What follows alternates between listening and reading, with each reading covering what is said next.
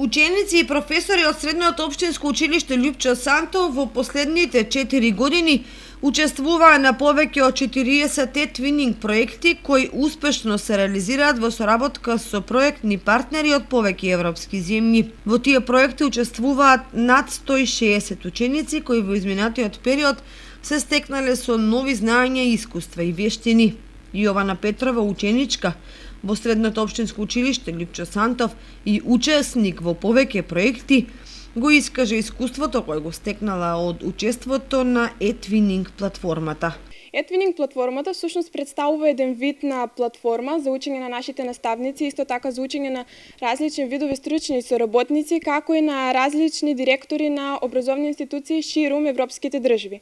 Пред се можеме да кажеме дека ваквите eTwinning платформи всушност представуваат начин за разменување на идеи, за развој на проекти, за разменување на мислење и така натаму.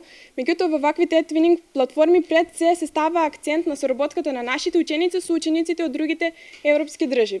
За нашето училиште можем да кажем дека веќе 4 години е дел од ваквите eTwinning проекти, односно од ваквата eTwinning платформа, со тоа што има учествувано во повеќе од 40 проекти и исто така морам да напоменам дека повеќе од 160 ученици всушност имаат учествувано во ваквите eTwinning платформи.